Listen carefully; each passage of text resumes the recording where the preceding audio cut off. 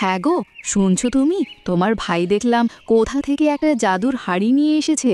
সেই হাঁড়িটার কাছে ভালো ভালো খাবার চাইলেই সেটা সে এনে দিচ্ছে। কি বলছো গিন্নি তুমি? তুমি কি সত্যিই দেখেছো? আরে হ্যাঁ, আমি আমার নিজের চোখে দেখে এসেছি। কত সুন্দর সুন্দর খাবার এনে দিচ্ছে। ওই হাঁড়িটা সত্যিই একটা জাদুর হাঁড়ি। গিন্নি, তাহলে তো ওই হাঁড়িটা আমাদেরকে যে করেই হোক নিতে হবে। একবার যদি ওই হাঁড়িটা আমরা পেয়ে যাই, তাহলে তো আমাদের আর কষ্ট করতে হবে না। আমরা ঘরে বসেই ভালো ভালো খাবার খেতে পারবো, আর তোমার কষ্ট করে রান্না করাও লাগবে না। হ্যাঁ গো, তুমি একদম ঠিক বলেছ। কিন্তু তোমার ভাইয়ের কাছ থেকে ওই হাঁড়িটা কিভাবে নিয়ে আসবে? গিন্নি, শুনো তাহলে, আজ রাতে ওরা যখন ঘুমিয়ে পড়বে, তখন আমরা গিয়ে ওই হাঁড়িটাকে চুরি করে নিয়ে আসব। তুমি রাতে রেডি হয়ে থেকো। আচ্ছা ঠিক আছে, একবার যদি ওই হাঁড়িটা আমরা পেয়ে যাই, তাহলে তো আমাদেরকে আর কষ্ট করা লাগবে না। আমরা ঘরে বসে থেকেই ভালো ভালো খাবার খেতে পারবো।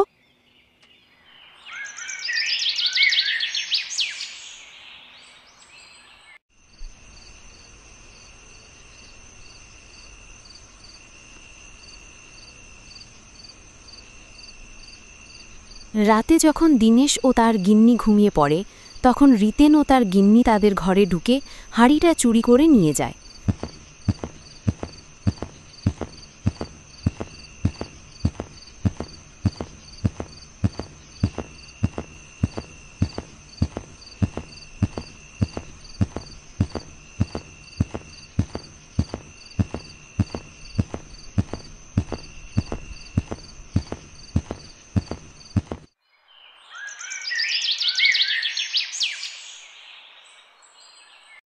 হাই হাই, কি সর্বনাশ হলো!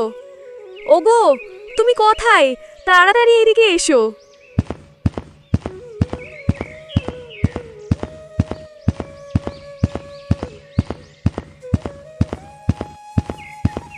আরে গিন্নি, তুমি সকাল সকাল এভাবে চিৎকার করছো কেন বলো তো? ওগো, তুমি যে জাদুর হাঁড়িটা নিয়ে এসেছিলে, সেই হাঁড়িটা তো আমি সকালে ঘুম থেকে উঠে কোথাও খুঁজে পাচ্ছি না। বলো কি গিন্নি, তুমি সব জায়গায় ভালো করে খুঁজে দেখেছো তো? আরে হ্যাঁ, আমি সব জায়গায় ভালো করে খুঁজে দেখেছি, হাঁড়িটা কোথাও নেই। তাহলে ঘরের ভিতর থেকে হাঁড়িটা রাতারাতির ভিতরে কোথায় যাবে? জানো, আমার কি মনে হয়, হাঁড়িটা তো আমার ভাই নিয়েছে। কি বলো গিন্নি তুমি? ও কেন এমনটা করবে? আর ও তো এই হাঁড়িটার কথা জানতো না, তাহলে ও কিভাবে হাঁড়িটা নিবে? আমার তো মনে হয় হাঁড়িটার কথা তোমার ভাই জেনে গিয়েছিল, আর তাই সে আমরা যখন রাতে ঘুমিয়ে যাই, তখন তোমার ভাই রাতের আধারে এসে হাঁড়িটা চুরি করে নিয়ে গেছে। গিন্নি, আমার তো বিশ্বাস হচ্ছে না, ও কেন এমনটা করবে? আরে, তোমার ভাই যে কেমন মানুষ তুমি জানো না। তোমার ভাই মানুষের কাছ থেকে চালাকি করে টাকা লুটে খায়, আর সে যে এমনটা করবে না তার কি গ্যারেন্টি আছে বলো তো শুনি? গিন্নি, আমি জানি ও মানুষের কাছ থেকে চালাকি করে টাকা লুটে খায়, কিন্তু কাউকে সন্দেহের বশে অপবাদ দেওয়া ঠিক না। তুমি যাই বলো, আমি শিওর ওই হাঁড়িটা তোমার ভাই চুরি করেছে। গিন্নি, ও যদি হাঁড়িটা চুরি করেই থাকে, তাহলে দেখবে ও নিজে নিজেই তার সাজা পাবে। ও বেশি দিন হাঁড়িটাকে ব্যবহার করতে পারবে না। আচ্ছা গিন্নি, তুমি আমাকে এক মুঠো ভাত দাও তো, খেয়ে জমিতে যাই। জমিতে বেশ কিছু কাজ পড়ে আছে। ঠিক আছে, তুমি তাহলে বসো, আমি যে নিয়ে আসছি।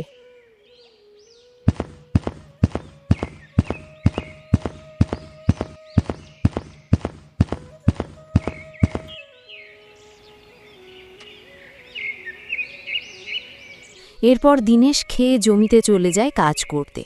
এদিকে রিতেন ও তার গিন্নি হাঁড়িটা পেয়ে তো তারা মহা খুশি হয়ে যায়। দেখো দেখো গিন্নি, এখন থেকে এই হাঁড়িটা আমাদের। এখন থেকে আমাদের আর কষ্ট করতে হবে না, আমাদের আর টাকা খরচ করে বাজারও করতে হবে না, আর তোমারও কষ্ট করে রান্না করতে হবে না। এখন থেকে আমরা ঘরে বসেই ভালো ভালো খাবার খেতে পারবো। তুমি একদমই ঠিক বলেছ। আমার যে কি খুশি লাগছে। আমরা এখন থেকে শুধু ভালো ভালো খাবার খাবো। হেই, তুমি তাহলে এবার এই হাঁড়িটার কাছে ভালো ভালো খাবার চাও তো দেখি। ঠিক আছে গিন্নি, আমি এখনই হাঁড়িটাকে আখাতে বসিয়ে ভালো ভালো খাবার চাচ্ছি। এরপর রিতেন হাঁড়িটাকে আকাতে বসিয়ে ভালো ভালো খাবার চায়। দেখো দেখো গিন্নি, কত সুন্দর পোলাও! হ্যাঁ গো, তাই তো দেখছি। এই যে তুমি তাহলে এক কাজ করো, এবার তুমি আরো ভালো ভালো খাবার চাও তো দেখি। ঠিক আছে গিন্নি। এরপর রিতেন ও তার গিন্নি হাঁড়িটার কাছে ভালো ভালো খাবার চাইতে থাকে। হাঁড়িটার কাছে তারা দুজন একের পর এক চাইতেই থাকে, আর হাঁড়িটার কাছে অতিরিক্ত চাওয়ার ফলে একসময় হাঁড়িটার ভেতর থেকে আগুন বের হতে থাকে, বাঁচাও! আর সেই বাঁচাও! আগুনে আস্তে আস্তে রিতেনের ঘরবাড়ি পুড়ে ছারখার হয়ে যায়।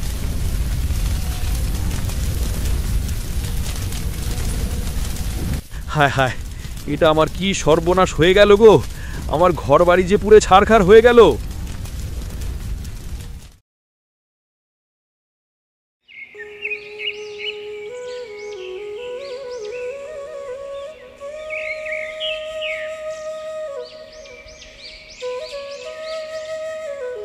কি রে রিতেন, এসব কিভাবে হলো? ভাই, আমার সর্বনাশ হয়ে গেছে। আমার যে আর কিছুই রইল না ভাই। আমি এখন কি করব? কোথায় বা যাব? আমার যে ঘরবাড়ি পুড়ে সব ছারখার হয়ে গেল। আমার যে আর কিছুই রইল না। আরে ভাই রিতেন, তুই একদমই চিন্তা করিস না। দেখবি সব কিছুই ঠিক হয়ে যাবে। আর তুই এত চিন্তা করিস না, আমি তো আছি। তোর ভাই তো এখনো বেঁচে আছে নাকি? তোর ভাই থাকতে তোকে কোথাও যাওয়া লাগবে না। তুই আজ থেকে আমার এখানে থাকবি। ভাই, তুমি আমাকে ক্ষমা করে দিও। আজ আমার লোভের কারণে আমি আমার সব কিছু হারালাম। আমি লোভে পড়ে তোমাকে না জানিয়ে তোমার ওই জাদুর হাড়িটা আমি চুরি করে নিয়ে এসেছিলাম। আর এখন দেখো, আমার লোভের কারণে আমার ঘর বাড়ি পুড়ে ছারখার হয়ে গেল। শোন রে রিতেন, তোকে একটা কথা বলি। মানুষকে ঠকিয়ে কখনো সুখী হওয়া যায় না।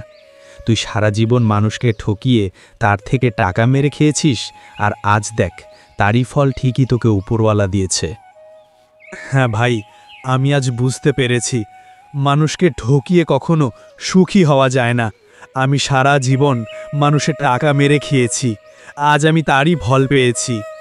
মানুষের টাকা মেরে খেয়ে কখনো ভালো থাকা যায় না। আমি আজ তোমাদেরকে কথা দিচ্ছি, আজকের পর থেকে আমি আর কখনো কাউকে ঠকাবো না, কাউকে ঠকিয়ে তার থেকে টাকা নিব না। আজ থেকে আমি নিজে সৎ পথে উপার্জন করে আমি আমার সংসার চালাবো। হ্যাঁ রে ভাই, সৎ পথে উপার্জন করে এক মুঠো ভাত খেতে পারলেও সেটাতে শান্তি আছে, কিন্তু মানুষকে ঠকিয়ে তার টাকা মেরে খেয়ে সেটাতে কোনো শান্তি নেই। হ্যাঁ ভাই, আজকে থেকে আমি পরিশ্রম করে সৎভাবে টাকা উপার্জন করব। হ্যাঁ রে ভাই, তাহলে চল, আজ থেকে তুই আমাদের সাথে থাকবি। তোর ঘর পুড়ে গেছে তো কি হয়েছে, আমার ঘর তো আছে। তুই আজকে থেকে আমাদের সাথে থাকবি। দুই ভাই সৎভাবে উপার্জন করে সৎভাবে চলবো। রিতেন তার ভুল বুঝতে পারে। সে প্রতিজ্ঞা করে যে সে আর কখনো কাউকে ঠকিয়ে তার থেকে টাকা নেবে না। সে সৎভাবে টাকা উপার্জন করে তার সংসার চালাবে। এরপর থেকে রিতেন প্রতিদিন সকালে ঘুম থেকে উঠে তার ভাইয়ের সাথে জমিতে যেত কাজ করতে। সে একজন পরিশ্রমী মানুষ হয়ে উঠল।